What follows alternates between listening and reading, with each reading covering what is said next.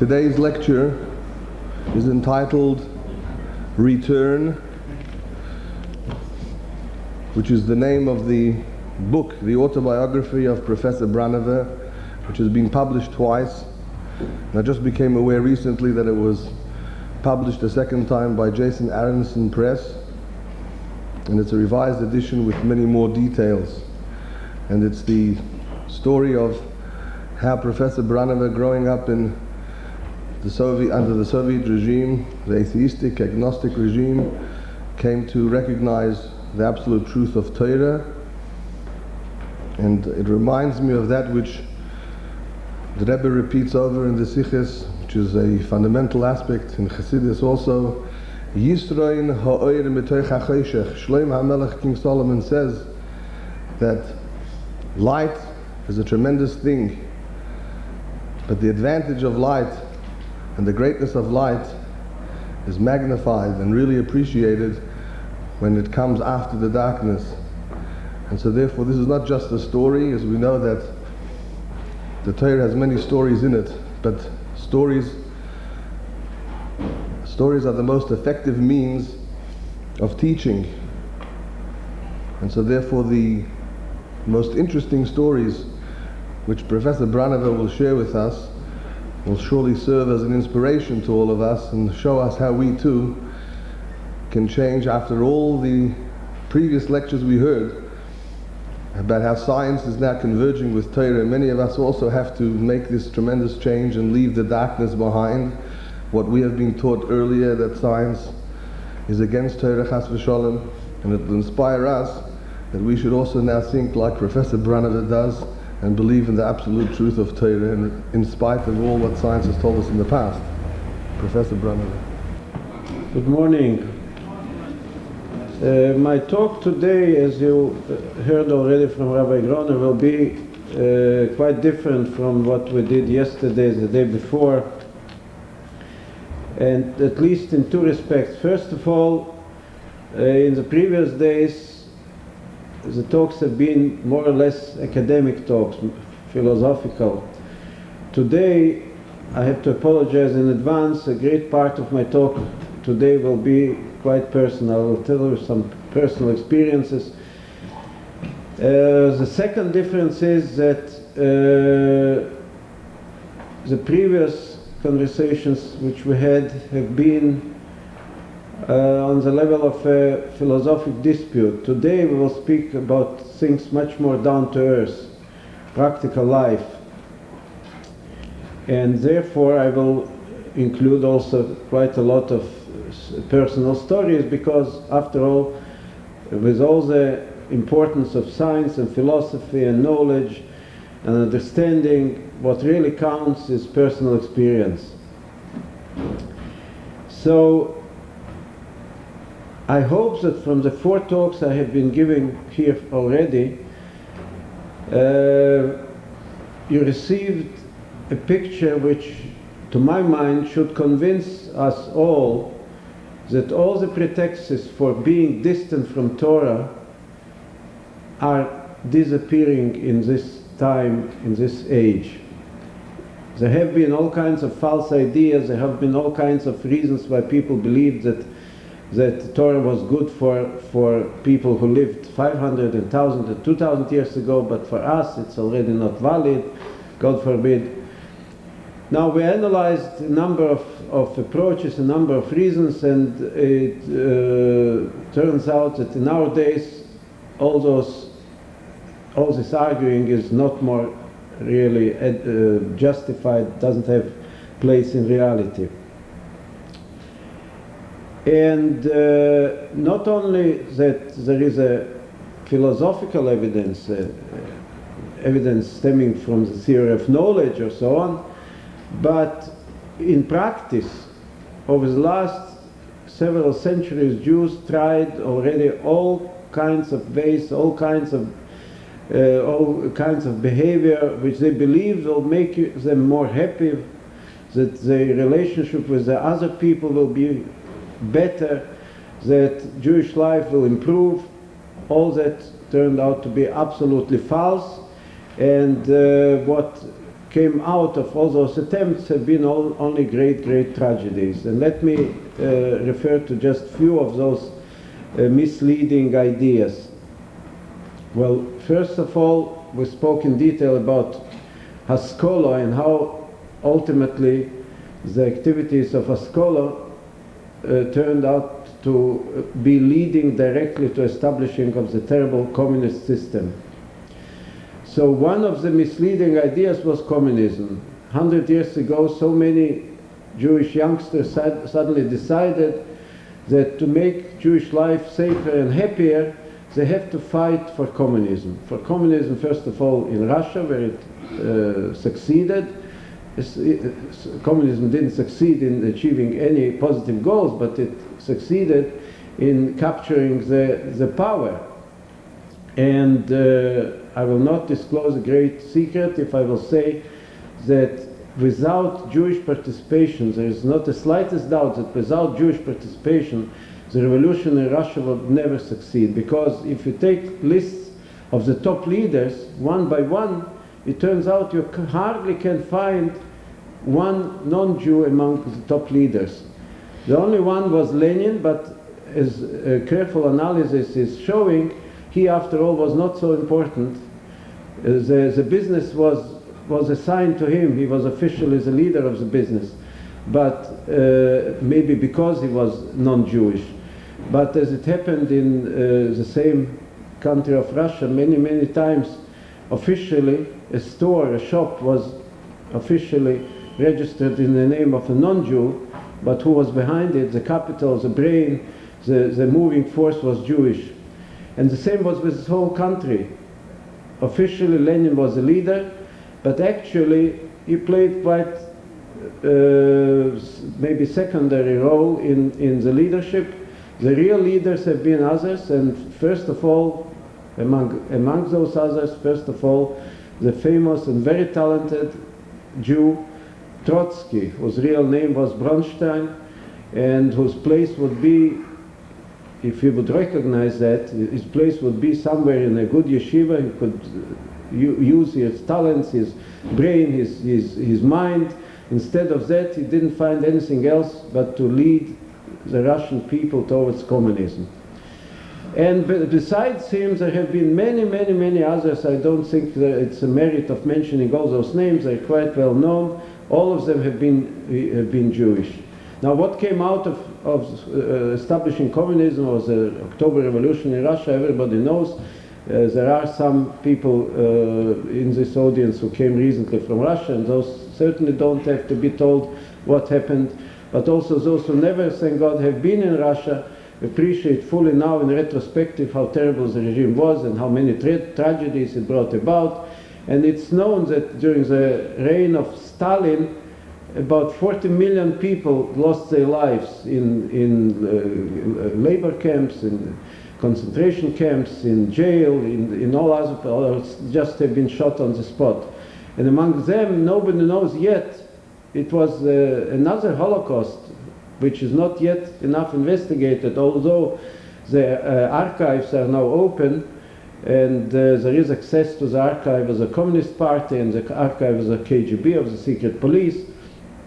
I know it from first-hand information because my organization in Israel called Shamir, among other things, is publishing an encyclopedia of Russian Jewry, a fundamental 8-volume, very huge academic work on every aspect of Russian Jewry, biographies of people of great achievements, contribution of Jews there to everything, to philosophy, to science, to economy, trade, and so on and so forth. So those people who work for this project in Moscow, they are searching the archives.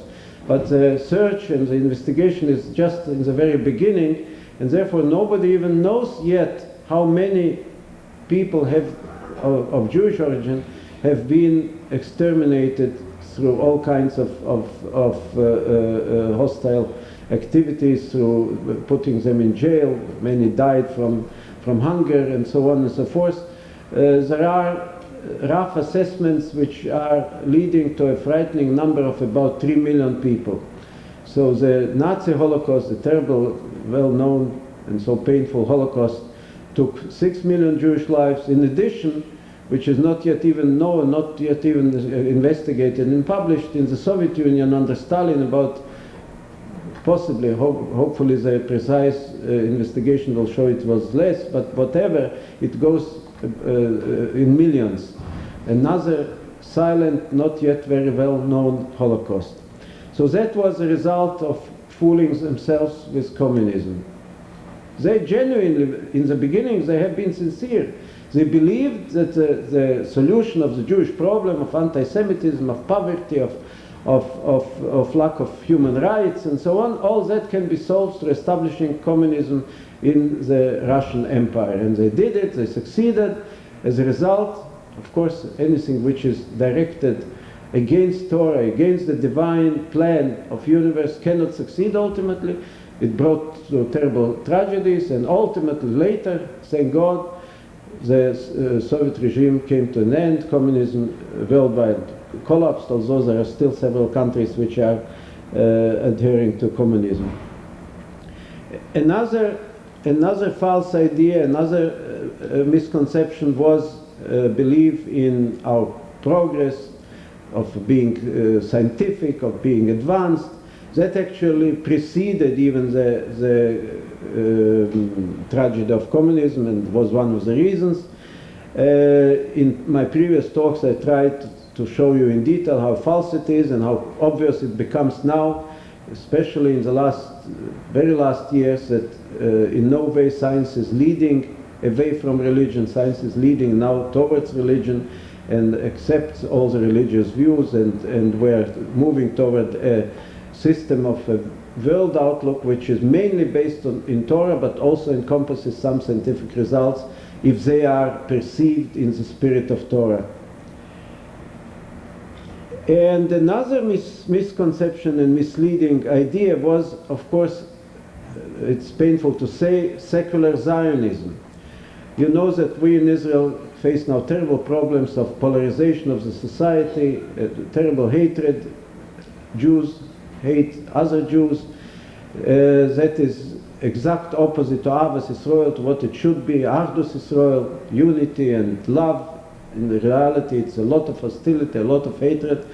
And actually, the official sources and academic sources are calling the present time, the present events in Israel, they call it post-Zionist era. Officially, I heard it in many, many places, in the Jewish Agency, in the government, in the Hebrew University. The present period is called the post-Zionist era, so they argue that Zionism is finished, it succeeded its goals.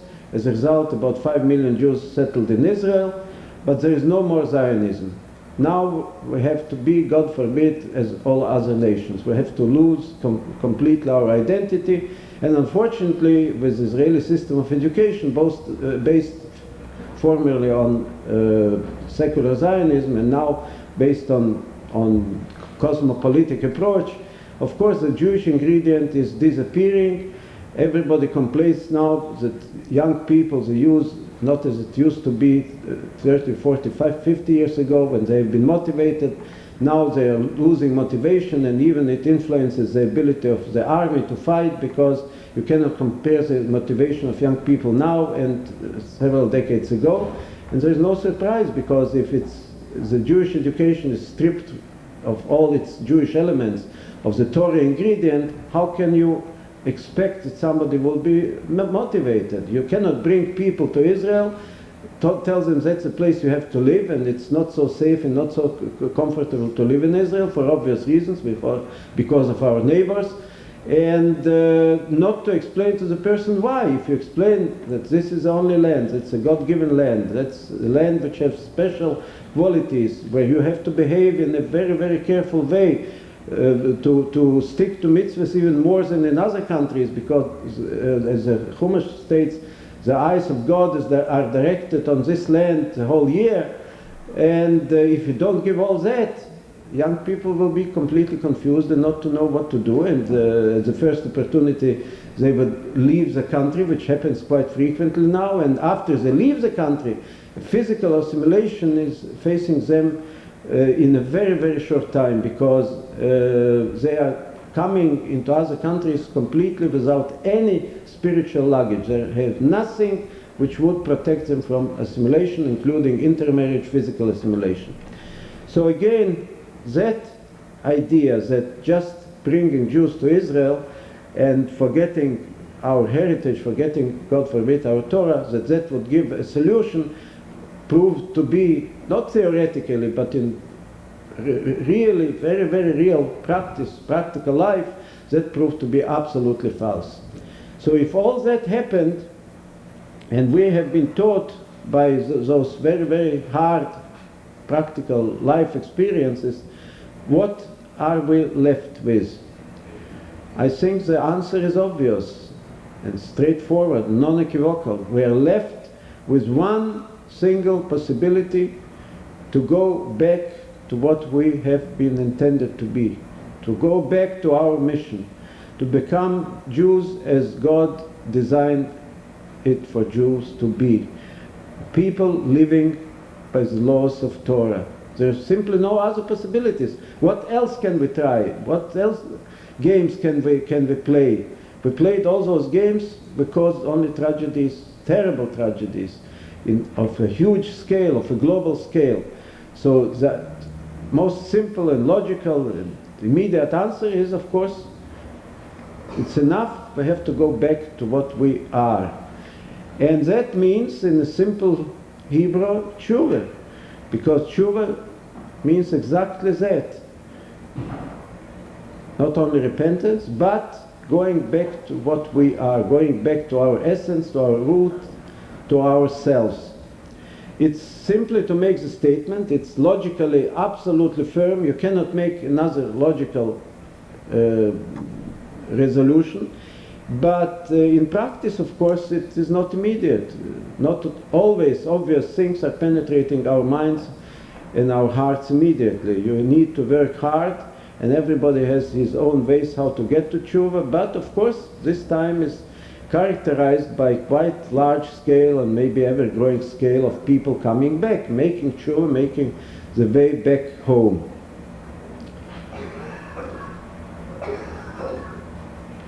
And that, we hope, ultimately will bring to the situation when the majority of Jews will fulfill their mission, and the mission is very simple: to bring light of Torah. There is no other light. There is physical light, which is also important, but we speak about the spiritual light of Torah, and fill the world with light of Torah and make the world to behave, the entire world, as it was designed, as it was inscribed in the Torah. Now, from this point on, let me share with you some personal experiences. I was brought up in the Soviet Union. Of course, I was an agnostic, an atheist, as everybody, because that's how we have been educated from kindergarten on, in elementary school, in high school, and university. It's not surprising.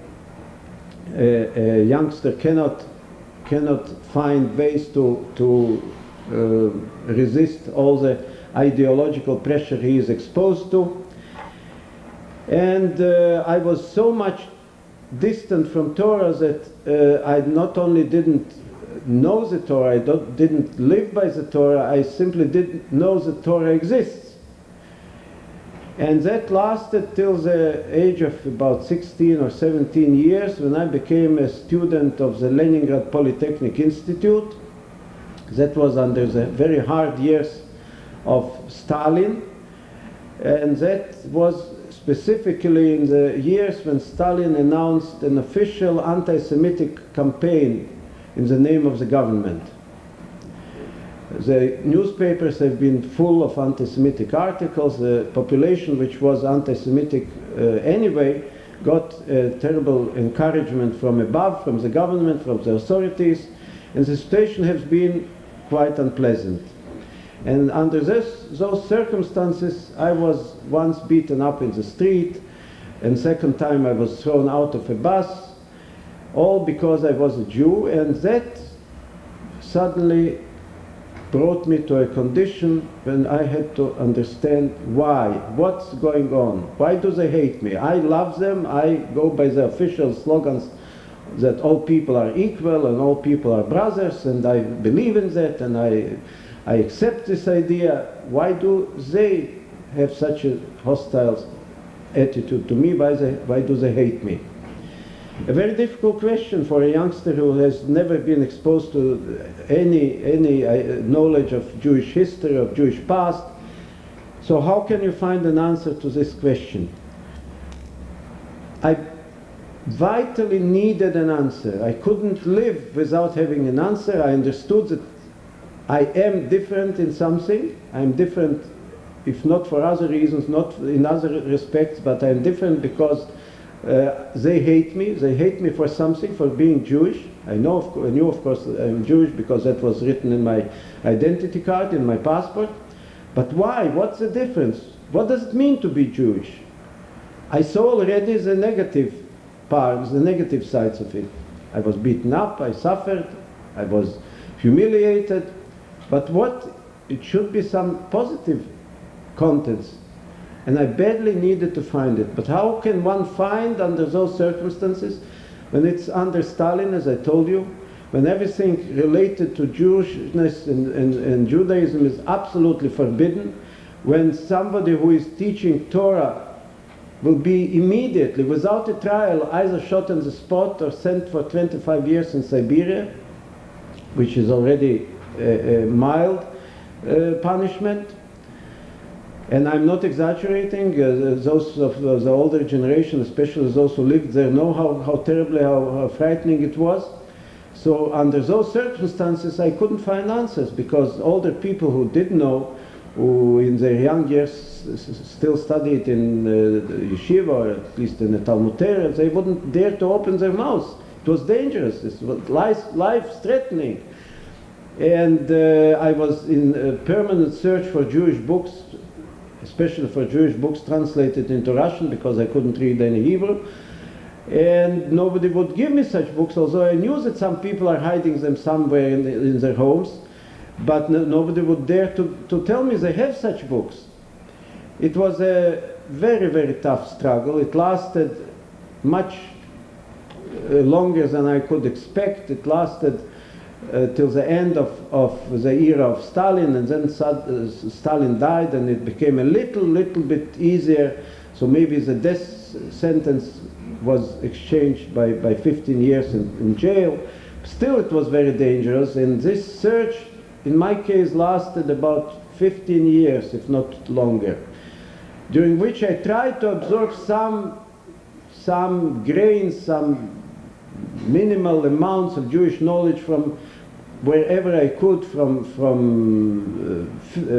all kinds of books, from books of Sholem Aleichem, and of course it's ridiculous. You cannot, of course, you can find some elements of Jewish life when he describes the life in the Jewish Pale of Settlement, but you cannot learn about Torah from Sholem Aleichem, who was himself opposed to Torah, unfortunately.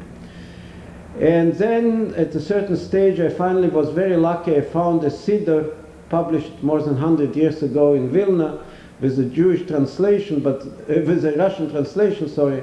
But the Russian of this Siddur was so old-fashioned that I hardly could understand the Russian, forget about the Hebrew. So that wouldn't help me much. And in general, you know, from a Siddur you can learn a number of things, but it's very difficult to get an overall picture about what Judaism is, having only Siddur translated into old-fashioned Russian. That's how it went for a number of years. And to make the long story short, in the meantime, I achieved all my scientific degrees. I finished all my studies. I was already a professor of magnetohydrodynamics in Riga.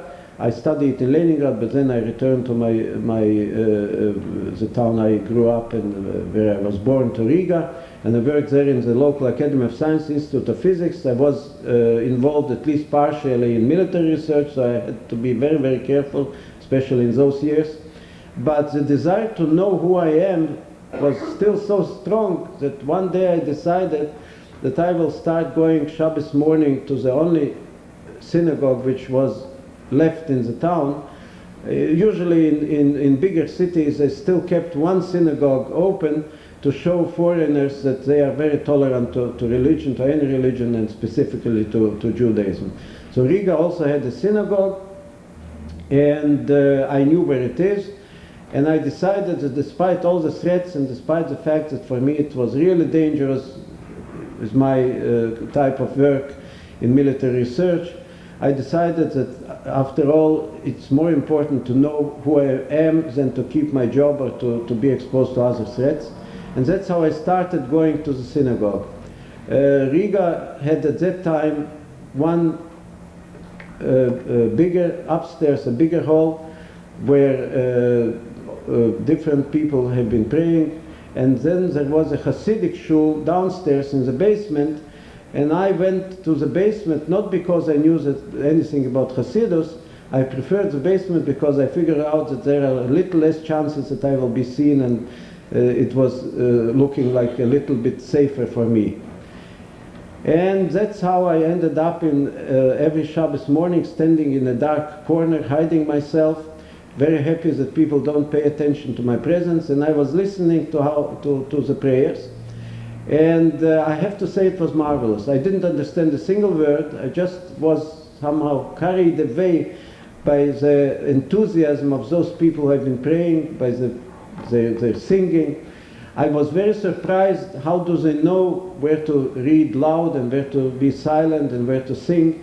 I was so naive that I was absolutely sure that during the week they meet several times for rehearsals, and then on Shabbos they know how to pray. As I told you, some 3, 4, 5 times I came, it passed smoothly, nothing happened, I left safely. But one Shabbos morning I was surprised. One of the people, of those who have been praying in the Hasidic shul, came to my dark corner, he stretched his hand, gave me a loud Shalom Aleichem, and what he told me scared me to death. He told me he knows I'm looking for Jewish books, I'm looking for Jewish knowledge, and I of course was absolutely sure that he's an agent of the KGB, and now I'm lost. But then when I looked a little bit more in his face, especially in his eyes, I had the feeling that most probably such a person with this appearance couldn't be an agent. And I calmed down a little, and he invited me the next morning to come to his place, and that he will teach me and he will give me books and he will instruct me. So he obviously was not scared. I was very surprised that there are still people who are not scared, who are daring to offer books and Jewish knowledge. I asked some people around in town who this person is. He gave me his name and address. And some of my good friends advised me, they told me, oh yes, he's a Chossid, you can go to him, it's safe. And that's how I ended up in his apartment. It was one room apartment, very small, very primitive. And when I came, I found the family in the middle of a discussion, a kind of a working session. He, his wife, and 3 teenage children have been involved in discussion. What did they discuss? They asked me to sit down and wait till they will be finished, and I overheard their discussion. Very simple, very mundane things, but on me they made a tremendous impression. First of all, they discussed a problem that there is an older woman, not very healthy, living alone somewhere in the suburbs, and it's necessary to arrange that every day somebody would bring her a little bit hot kosher food, a little bit soup or something. That was number one problem which they resolved and decided who will do it and how it will be done. Then they went over to another subject, how to help a Jewish boy who lives next door to get a book of an alphabet, of the Jewish alphabet, so that he could start, because he is expressing some signs of interest to Judaism, but his parents are still fooling themselves with communism, therefore the book has to be given to the boy secretly and how it should be arranged. And they went on and on with such things. What was surprising and unusual for me is that Jews are caring about another Jew and trying to help them in very simple ways, not something very, very, splendid and big and of a great scale. Very simple, everyday assignments which the children got from the parents, Then they finished their discussion, and everybody went to where he had to go. And he, my new friend, whose name is Reb Notke, as everybody calls him, he is now, by the way, the chief rabbi of Riga in Latvia, and I'm visiting him frequently. And he was in Israel for 25 years, and he went back to Riga and became the chief rabbi. But of course, nowadays it's a different situation. And then he finally was free to sit down and start talking to me. And for the first time in my life, somebody explained to me what Chumash is and what the Rashi commentaries are, and he showed me a page of Chumash. Of course, I couldn't read, but at least I saw the appearance, and he explained me what it means a little bit, several words. He translated to me, and he showed me Mishnayos, and he showed me even a page of Gemara. And then he started elaborating on the question of creation and how God creates the world out of nothing, and what is the idea of space and time, and how God is beyond time and space and not dependent on time and space. At this moment, I asked him a silly question. I asked him, tell me please, at which university did you study physics? Then it was his turn to be surprised. He told me, what did I study? I said, physics. He says, what is physics? So then he laughed on me. He told me, no, I didn't ever study in a university. I succeeded in studying several years in yeshiva before the Bolsheviks, the communists, captured Latvia in 1940, and that's my education. So I say, how do you know all those things which belongs to physics, space and time, interrelation of time and space? That's relativity theory. He says, I don't know anything about the theory, but I'm trying to understand all those ideas from Jewish books. And he takes out of his pocket a tiny book and says, for instance, from this book. I say, it's a new book, you just got it? He says, no, the book is about 200 years old. So you just started studying it? He says, no, I'm trying to understand it all my life. That was something already completely unusual for me, because I was used to another type of education, university education, when a student, before the exam, he puts on his desk 4, 5, 6 volumes, and he sits the whole night and drinks a lot of coffee not to fall asleep. And then next morning he goes to the exam and either passes the exam or is failing. In any event, he clears out of his mind all the knowledge he absorbed because he has to prepare for the next exam. Here, a serious man in his 40s says all his life he's struggling with this book. That was, of course, the Tanya, the fundamental book of Chabad Chossidism, of the Alter Rebbe. And we had many interesting discussions. This day I spent several hours, almost till sunset, but then before sunset, he suddenly interrupted himself and asked me the critical question. He asked me, okay, I see you enjoy studies, you enjoy philosophy, it's very fine and good, but what about tefillin, he says. Well, tefillin, I only could open my mouth and say, how did you say tefillin? What's tefillin? He goes, stands up, goes to a cabinet, takes out a pair of tefillin, opens them and says, well, those small boxes black boxes are made of leather of a kosher animal, and some very important parts, excerpts of the Torah are inside, and you have to put them on your arm and your head. And you know, that was, as I told you, 15 years since I started my struggle for understanding who am I and what does it mean to be Jewish. And I should grab the tefillin and put them on. Instead of that, I told him exactly in the words I am now hearing sometimes in Be'er Sheva when I am lecturing to my students, because you can imagine I'm lecturing, of course, officially about magnetohydrodynamics and turbulence and energy and all other subjects, but having in front of me a classroom of students, it would be silly and impossible if I wouldn't switch from time to Jewish subjects. So when I do so, almost every time one of the youngsters is standing up and saying, listen, I respect Judaism. My grandfather was a great rabbi and everybody respected him, but to live by a book which says that God created the earth and heavens, that's not for me. So I say, why was it good for your grandfather? He says, well, grandfather was a primitive man in a sense, because he even didn't know electricity, he didn't know even what tap water means. So I say, what does it have to do with understanding of creation and all the elevated subjects? At this moment, he is lost. Usually he doesn't have an answer, but he is absolutely convinced and sure that he, being a fourth-year student or maybe even a PhD student, that he has enormous advantages in knowledge in comparison with his grandfather. And then he starts apologizing. No, I respect my grandfather, and I know he was a great man, but it was a different time, and so on and so forth. And he uses a word which I used then in my meeting, my first meeting with Reb Notke. I told him, listen, to take something made of a leather of an animal, kosher animal, put on your arm and your head, that is primitive. He didn't seem to be very, very impressed by my statement. He was very calm. He told, okay, so you are not prepared yet, let's have another glass of tea and another piece of cake. And to make the story short, I have to tell you that before I left him this day and before sunset, I did put on tefillin, and I did recite the brachas and the Shema Yisrael, word after him.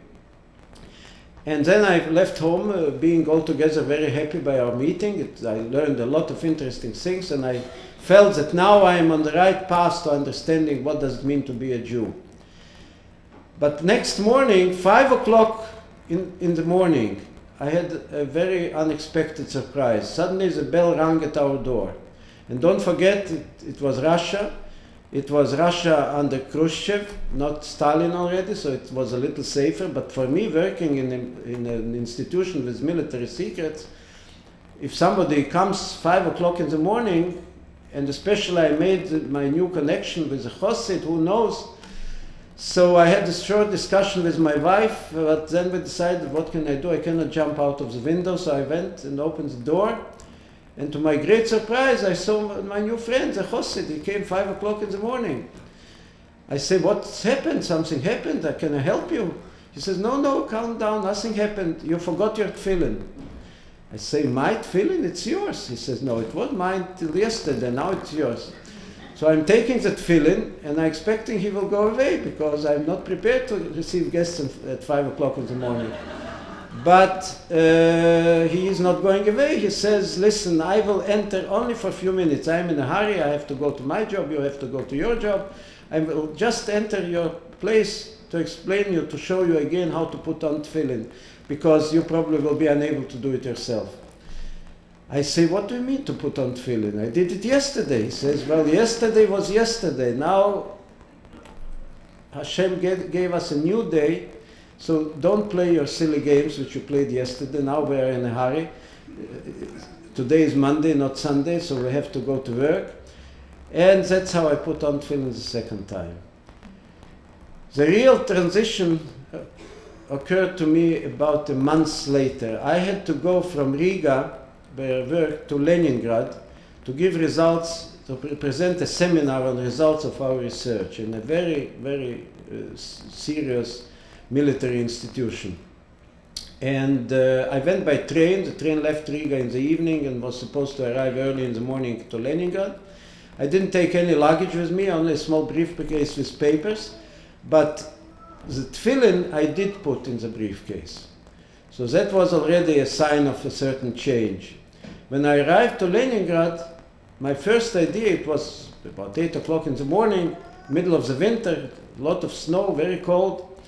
My first idea was where to put on tefillin. I brought the tefillin with me, but how can I put them on? You know, I can't stand in the railway station. Later on, I learned how to put on tefillin in buses and trains and planes, but that was much later. At that time, I was unexperienced, but I knew Leningrad quite well, and I knew where the only synagogue of Leningrad is. I studied many years in Leningrad, so I went to the synagogue. To my horror, I found the doors locked, nobody was there, and here I am on the sidewalk, in the middle of a cold, winter day with a lot of snow.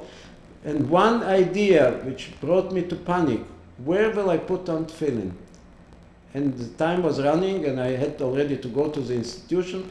Instead of that, my decision was, which could be regarded at that time as a crazy one. I phoned up the institution, I had to give a seminar. I told them I am in Leningrad, but I apologize. Something happened. I can't explain them why and how, but I have to beg them to postpone the seminar for the next day. I cannot come today. And what I did, I went from one hotel to another trying to get a room because I needed a place to put on tefillin. Those who came from the Soviet Union knows that at that time, if a hotel room wasn't booked by party institutions or as a government, there was absolutely no hope to get into a hotel. And I knew that, but I still tried. I was traveling, I didn't eat, I didn't drink, I didn't do anything what I was supposed to do in Leningrad. I was traveling from one hotel in another, trying to find a place where I can put on tefillin. I tried to bribe the clerks there in the hotel, you know, in Russia, maybe not only in Russia, it works. And nothing helped. Ultimately, about 3 o'clock in the afternoon, when the sun was already quite low, close to sunset, to my great happiness, I found a room in a suburban hotel. I ran up the stairs, I sat down. First of all, I put on my tefillin. And after that, I sat down on a chair and started thinking, what's going on? How can you explain? You are a rational man, you are a scientist, a skeptic till recently. What's going on? You canceled the most important seminar. You didn't eat, didn't drink a whole day. You ran like crazy to find a room. You didn't need a room. You had been supposed to leave the same evening back for Riga. And suddenly the real answer came. Then I realized for the first time that when it comes to real important things in life, Jewish things rooted in Judaism, don't rely on your mind. Don't ask questions which you have to answer rationally. Rely on your soul, on your heart, on your feelings, on understanding which is higher than your mind. And that was a real transition. That was the answer. Since then, I became involved in, it was very happy years, very dangerous years, but very happy years of my involvement with the Chabad community in Riga. It was a small community, maybe some less than 15 families. They did wonderful things, and gradually, in the beginnings, I have been admitted to Hasidic gatherings because before I was scared that my friend maybe is an agent of the KGB. Later on, before they admitted me to Hasidic gatherings and even more so to Hasidic activities, they checked on me maybe a full year till they decided that I can be admitted. But then I was privileged to take part even in most dangerous activities which have been organizing Jewish institutions of learning. It worked in a very, very tight, secret system when not in Riga and not even in Moscow, but in the Asia part of Russia, thousands of kilometers east, there have been study institutions, absolutely secret, where children have been brought from all over Russia, so that parents didn't know where the child is. The whole year there was no correspondence between the child and the parents, because it was safe only under the condition that the parents genuinely didn't know where the child is studying, because under pressure and torture you will not give out the secret only if you genuinely don't know. And that was a very, very well organized system. It's still not described. There have been several mentioning in recent literature, recent books, but that is a page of Jewish history which is still not enough known and not enough the heroism of those people who have been maintaining genuine, pure halacha education under those terrible, terrible conditions. And as I discovered, it was not only the time I'm describing of Khrushchev or Brezhnev, but even under Stalin, this sacred work was going on. And I spent 8 happy years in the midst of those activities. It was marvelous, I have to say, and the feelings that we are doing all that under threat of the KGB and the Soviet army and the Soviet mighty power was giving a special sense of accomplishment. And also it was a special sense of unity. all those 15 families lived really as brothers. And I'm sometimes here in the free world asking the question whether we really need the threats of the KGB to become united and to have mutual love. I'm sure that not. It can be done out of integrity.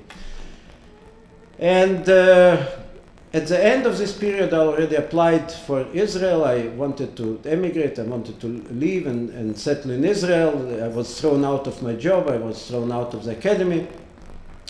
And then also during those years, of course, we had very clear instructions from the Rebbe, and that's a separate story. How did we succeed getting those instructions? Because corresponding with the Rebbe was absolutely impossible. It was too dangerous.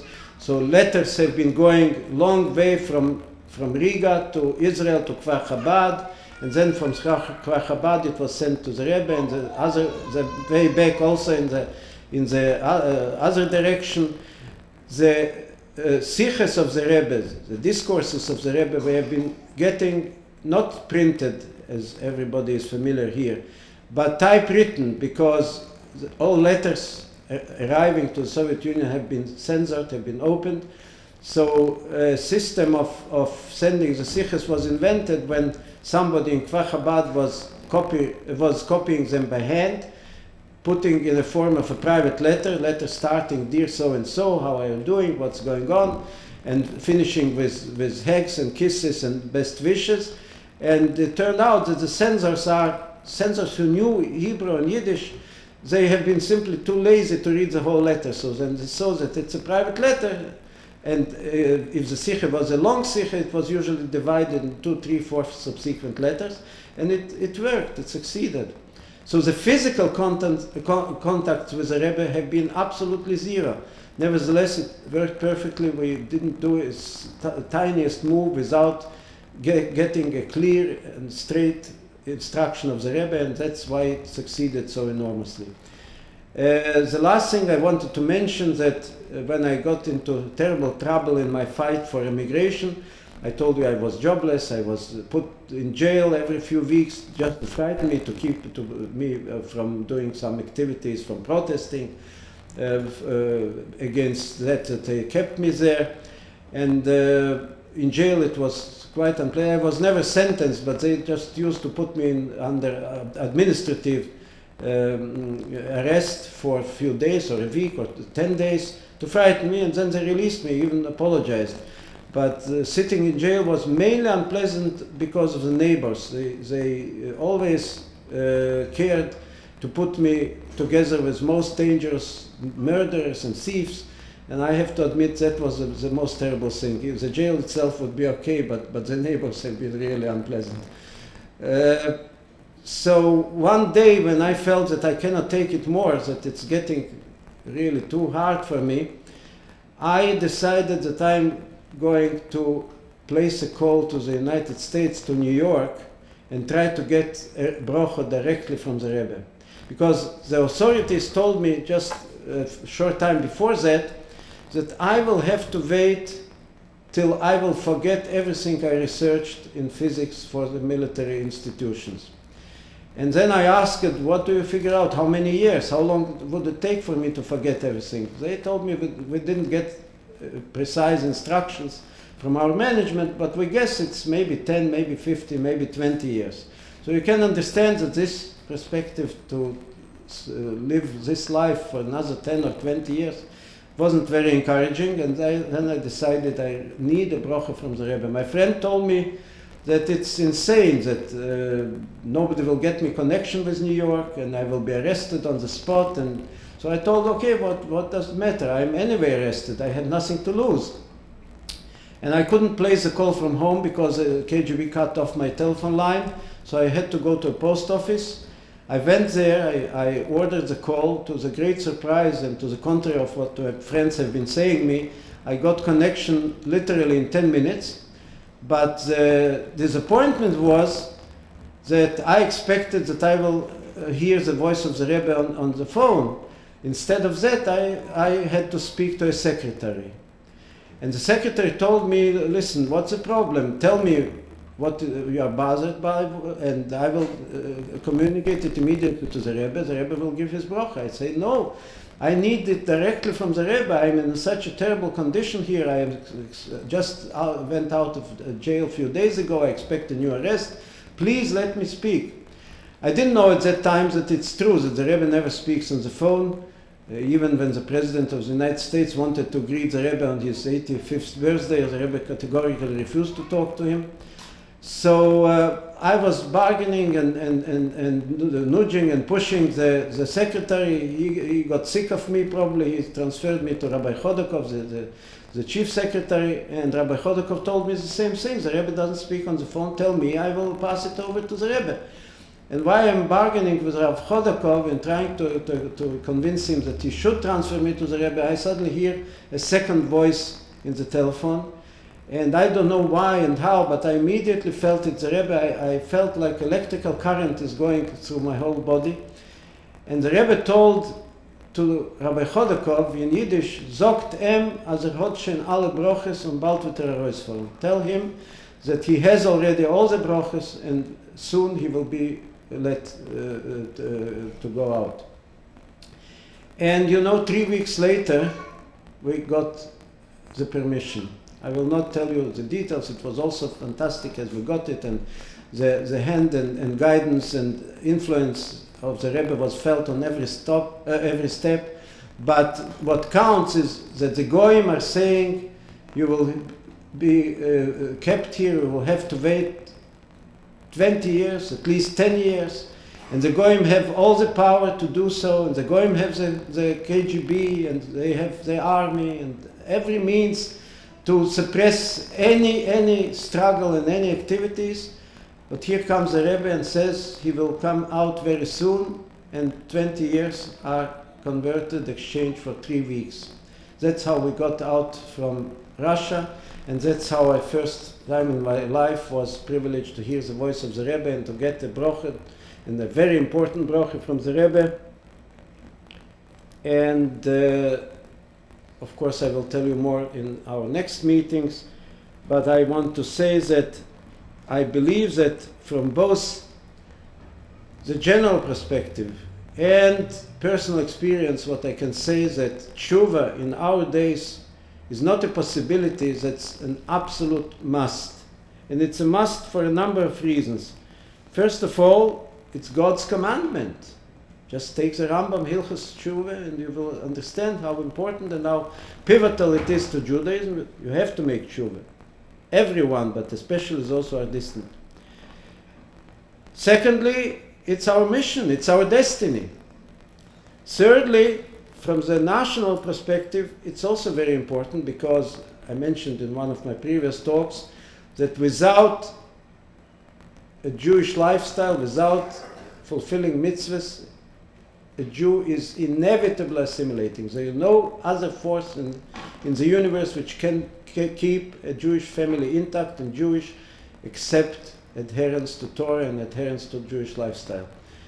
And the last point, which I could make many other points, but last I want to make is that being about tshuva and coming back home and avoiding split of personality, because so many Jews are struggling to be what they are not meant to be.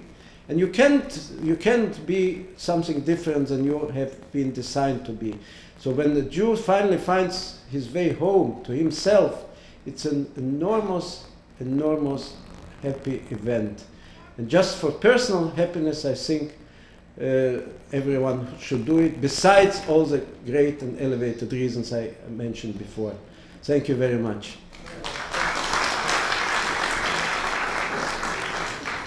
Well, I hope we have still a little time for questions.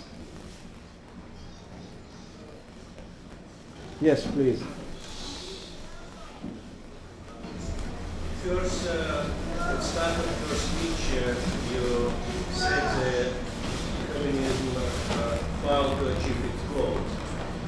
And you probably know that one of the goals of communism was to rise a new kind of people, the old Soviet people. And second, well, it was a request to repeat the question, so the question, if I condense it, is that I told that communism failed to achieve its goals, and this gentleman is saying they did achieve the goal. One of the goals was to strip every nation, and I understand that first of all Jews, because for other nations it wasn't so, of their own culture and heritage, and in that respect they succeeded very much.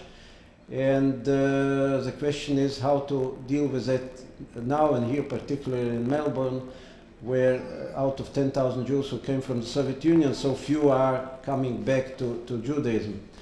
Well, when I told that communism and communists failed to achieve their goal, I meant a completely different goal. That they achieved negative results, that's not a surprise, that everybody knows. For Jews, it seemed, it was of course a misconception, a self-deception that communism will make Jews happier. So we know that in reality it was exactly the opposite. It just caused tragedies and so many killings and so many disappointments as maybe never before. So we speak about different things. I spoke about those young Jews who made the revolution and convinced themselves that the Jews will become happier, that the communists made them less happy and unhappy. That's not a surprise, that's well known. Now, regarding what can be done and what must be done, well, that was the last part of my talk. There is no other way but tshuva. Now, how to practically achieve it?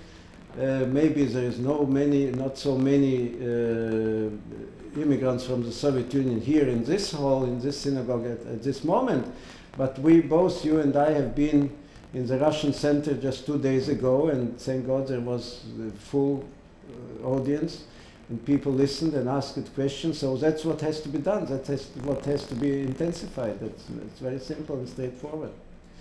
Yes, please. About Trotsky? He's actually a grandson, he's, I think, a great-grandson of Trotsky. Anyway, that doesn't matter. He was studying for a number of years in yeshiva, not just studying in a yeshiva, but he was studying in the yeshiva in Hebron, which gives a special meaning to the whole story. And well, I think it's very encouraging, because if even a grandson or great-grandson of Trotsky can become about tshuva and can become a committed Jew, so it's never too late, it's never lost. So what you are asking is rather not about Trotsky himself. I don't think we should spend any time on Trotsky. But the fact that his descendants of his family came back is very encouraging. So even more so, descendants of Jewish families which did less for the revolution than Trotsky should faster become Baalei Tshuvas. Yes? Or you wanted to, yes? Well, the question was, what did I have in my mind when I was so violently rejecting the idea of putting on tefillin? Well, I think you gave the answer. You told. Well, why did I reject? It's quite obvious, because, as you mentioned, I was brought up and lived in the atmosphere and the spirit of rational thinking and sciences and so on, and that apparently contradicted what I was asked to do. Is something higher than my mind. Later on, when I started putting on tefillin, I still didn't understand the full meaning of tefillin, and maybe I don't understand it to this very day, because there are many things we can understand, even more things we cannot understand. So why did I do it? Simply because I felt great respect to my new friend, and I made him a favor. So his persistence is what really influenced me, nothing more. And that teaches those who are involved in such activities that you shouldn't be too impressed by somebody's resistance, because the resistance is based on false reasons. It's also natural. It's obvious why it happens, but you shouldn't be scared. You should continue. You should persist. Yes.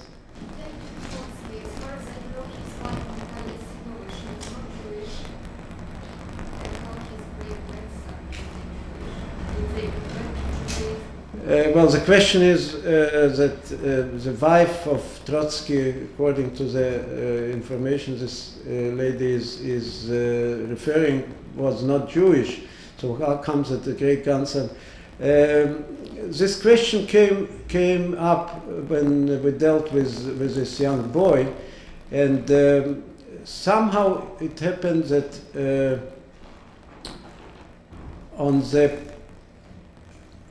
we investigated very carefully, and it was proven that he is Jewish halachically because he was already the fourth generation. So at a certain stage, second or third generation, there was a Jewish woman involved. So he was a descendant of this line, and therefore he was on the paternal line he was a descendant of Trotsky. On the maternal line he was a descendant of a Jewish family. So he is halachically, he didn't need a gior, he was halachically Jewish. It was checked carefully. Yes. You will be next, yeah. Well, I wish it would be good. Yes, yes, I talked to you. I came under Soviet domination in 1939 when Russia occupied Kharkiv. Yes. I lived in southeastern Poland, which is now western Ukraine. When the authorities came, the Soviet authorities, they straight away organized Jewish schools with Yiddish as the main language. What triggered the change of policy after they were victorious in the war towards the Jews? Well, the question was that this gentleman is coming from Western Ukraine, which was Poland once, and was occupied by the Soviet Union in 1940, before the Second World War. And then when the Soviets came, they opened a school with Yiddish as a teaching language. And the question is, why such a change after the Second World War in their attitude? There wasn't a change because this school they opened without knowing the details. I'm absolutely sure and convinced 100% that this was a Yiddish speaking school, but with the spirit of atheism and agnosticism. It certainly wasn't a Torah institution. So basically there was no change. Simply they took into consideration that in such areas, I don't know in which town was it, whether it was in Munkac or Chossid or one of those towns, where the Jewish education was once very strong and very, very fundamental.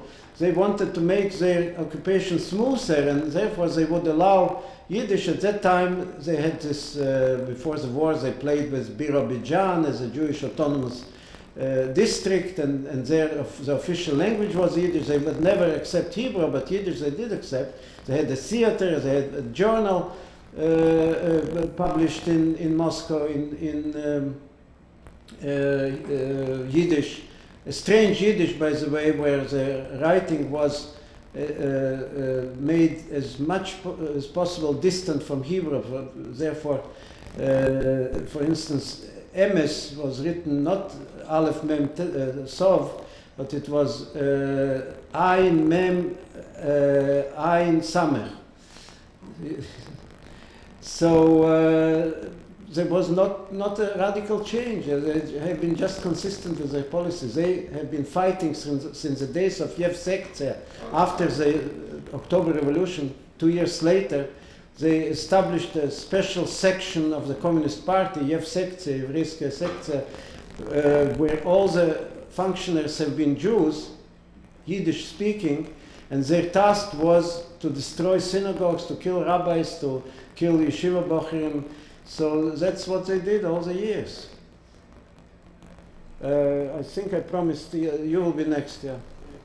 When Khrushchev came to power, he had a secret meeting with all the Russian government, and he told them Stalin's crimes against the Russian people. Some had told all of them what happened to Stalin.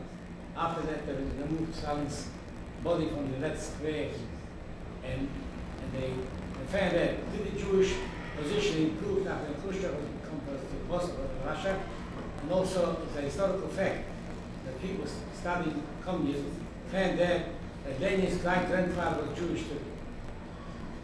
Well, two questions. One is about Khrushchev, which disclosed all kinds of Stalin's crimes, whether the situation under Khrushchev improved. And second is the point that Lenin's great-grandfather or grandfather was Jewish.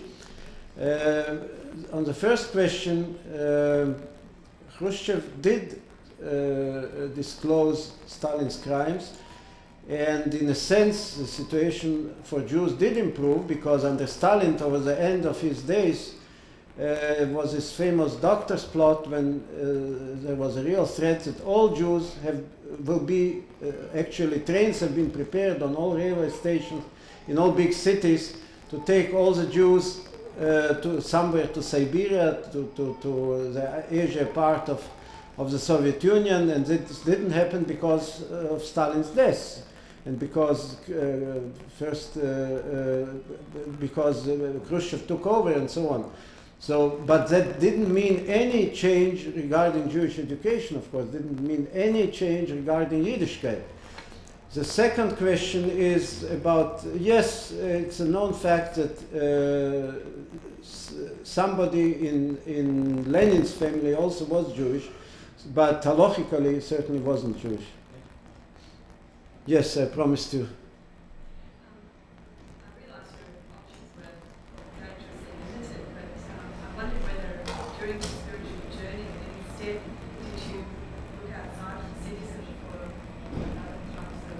You will have to repeat it a little louder. I didn't hear. I realised that your options were dangerously limited, but I wondered whether you searched outside Hasidic to look out for Judaism. To look out to others than Hasidism. Well, you are right. There was practically no choice, because at that time, after it was back in '64 when I met this Chossid, it was about 46 years of Soviet regime.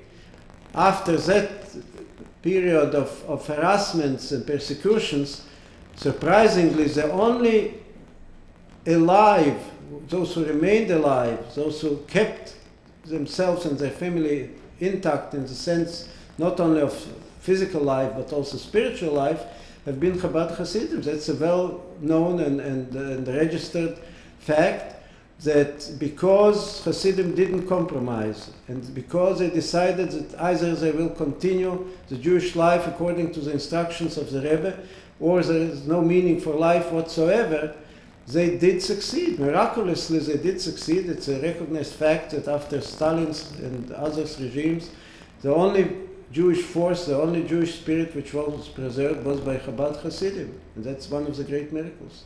So I practically didn't have a choice, because I told you there was another hall in the synagogue. I could go upstairs. I didn't go there because it was more dangerous for me. But I wouldn't also gain anything, because unfortunately, it's not nice to say not so good things about Jews, but later on I found out that yes, they are coming upstairs, but almost nobody was the real Shemer Shabbos, almost nobody was the real Shemer Kashrus. So they had still a connection, thank God, a little bit. At least they have been coming, and that's good, and let's be counted for them as a great accomplishment, because to preserve even that was not easy at that time. But you couldn't get a full picture. You couldn't get a real Jewish life and lifestyle from those people. They have been already halfway or three-quarters of a way assimilated. And also, especially regarding their children and grandchildren, who have been completely isolated. Older people have been coming to synagogue, but that didn't have any influence on the descendants of those families. Well, I was, of course, pushing, and she was following, but she followed quite willingly and happily. Okay, I think we finished with questions. Thank you very much again.